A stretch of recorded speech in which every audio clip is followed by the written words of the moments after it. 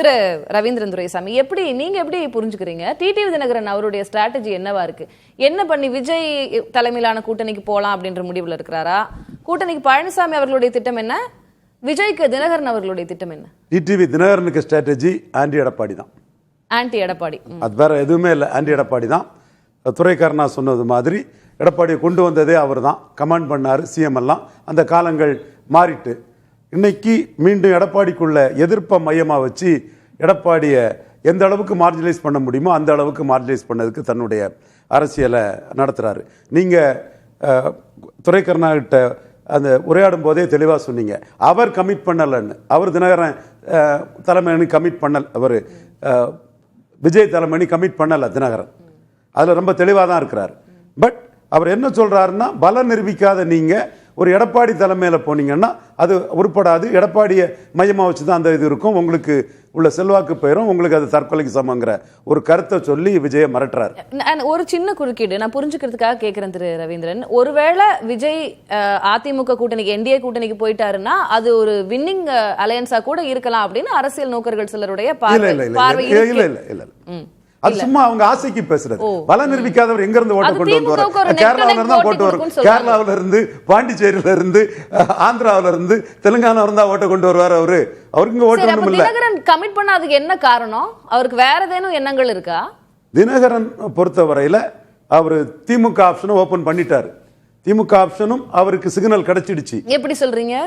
அவர் கரூர் அந்த டிராஜடியில bro DMK பேசினார்.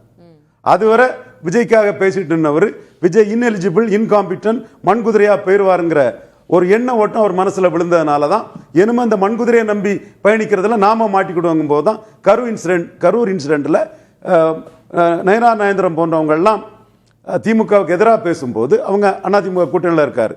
இவர் அதுல ஒரு நியூட்ரல் ஸ்டாண்ட் எடுத்து செந்தில் பாலாஜிக்கு டிஃபெண்ட் பண்ணி அவரோட சபார்டினேட்டா இருந்தவர் தான் செந்தில் பாலாஜி.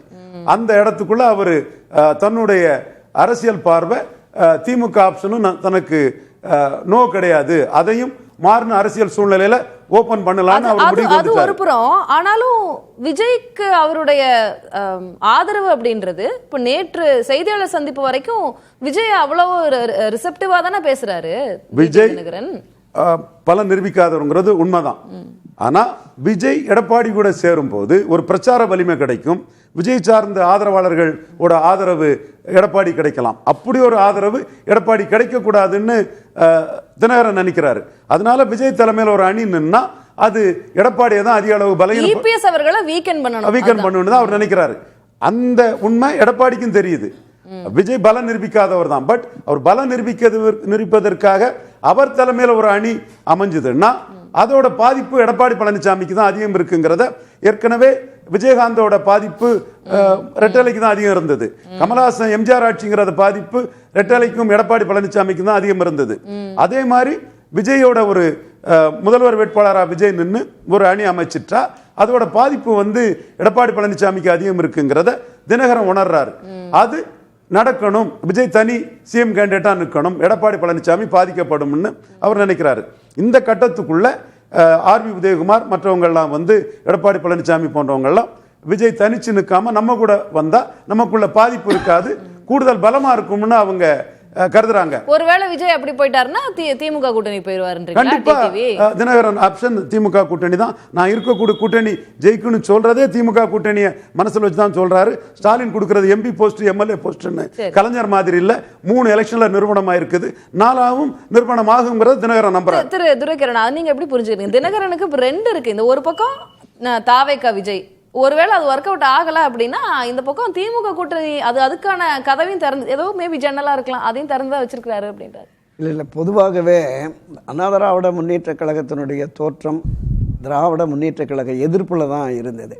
இன்றைக்கும் அமமுகவில் இருக்கிற 100% தொண்டர்கள் மாறி இருக்கு அப்படின்னு சொல்றாரு. இல்லை, அதே என்னன்னா அரசு எடுத்த நடவடிக்கைகளை நான் சொன்னேன், அது சரியானது. போலீஸு கவர்மெண்ட்டு அதுக்கு எதிரான நிலைப்பாடை ஊடகங்கள் மற்றது சொன்னது, அது சரியான பார்வை இல்லை அப்படின்னு தான் நான் சொன்னேன். அதுக்காக நான் திமுக போயிடுவேன் அப்படிங்கிறத ஏற்க முடியாது, நான் போக மாட்டேன் அப்படின்னு தான் நேற்றைக்கு கூட சொல்லியிருக்காரு. கேட்டிருக்காங்க, இதே விஷயத்த கேட்டிருக்காங்க. இல்லை, நான் அதை தான் சொல்ல வரேன். திராவிட முன்னேற்றக் கழக எதிர்ப்பு என்பது இன்னும் அதிமுகவில் எந்த பிரிவில் இருந்தாலும் சரி, திரு எடப்பாடி, திரு ஓபிஎஸ், திருமதி சசிகலா, அமமுக எந்த பிரிவில் இருந்தாலும் இவர்கள் காலமெல்லாம் ரெட்டலைக்கு வாக்களித்து பழக்கப்பட்டவர்கள்.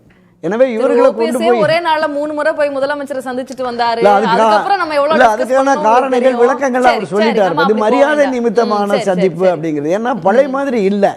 புரட்சித் தலைவர் எம்ஜிஆர் ஒரு இருதுருவ அரசியல், அதுதான் நான் சொல்ல வரேன். புரட்சித் தலைவர் எம்ஜிஆர் அவர்கள் இருதுருவ அரசியல் திமுகவுக்கு எதிராக மிக கடுமையா பல சந்தர்ப்பங்கள்ல மரியாதைக்குரிய கருணாநிதி அவர்களை கோட்டையிலும் சரி மற்ற இடங்களிலும் சந்திச்சு பேசியிருக்கிறார். அவங்க பதில வாங்கிட்டேன். திரு ரவீந்திரன் அவர் சொல்றது எப்படி பாருங்க, அப்படி எல்லாம் போக மாட்டாரு. அவர் அதிமுக சென்டிமெண்ட்ல இருக்கிறாரு. ஆரம்ப காலத்துல எம்ஜிஆருக்கு தொண்டர், ஜெயலலிதா தொண்டர். அவரோட உணர்வை நான் மதிக்கிறேன். இன்னைக்கு ஒரு அரசியல் கட்சி சேலத்துல மீட்டிங் போட்டு வீரப்பன் சதி செய்யப்பட்டு கொலை செய்யப்பட்டாரு, வீரப்பனை நேருக்கு நேர் சந்திக்க முடியுமான்னு சொன்ன அந்த அரசியல் கட்சி இன்னைக்கு வீரப்பனை ஜெயலலிதா என்கவுண்டர் பண்ண சாதனைன்னு எடப்பாடியால சொல்ல முடியுமான்னு ஒரு கேள்வியை கேட்டிருக்காப்புல. அப்போ டைனமிக்ஸ் மாறிட்டு, அது நான் எனக்கு புரியுது அந்த பொலிட்டிக்கல் டைனமிக்ஸ் மாறிட்டுன்னு. ஜெயலலிதாவோட மிகப்பெரிய சாதனை வீரப்பன் என்கவுண்டர். அதை அதிமுக ஓன் பண்ண முடியுமா? நீ பேசிடுவான்னு கேட்கிறாரு ஒரு கட்சி. அப்போ ஜாதி எந்த அளவுக்கு தாக்கத்தை ஏற்படுத்தி இருக்குது. அதே தாக்கம் தான் சசிகலா, தினகரன், ஓபிஎஸ் 3 வரையும் எடப்பாடி நீக்கினதோட தாக்கம் இருக்குது. அந்த தாக்கத்தின் வெளிப்பாடு தான் தினகரன் கிட்ட 26 தேர்தலுக்கு முன்னாடி தெரியும். நம்ம பேசலாம்.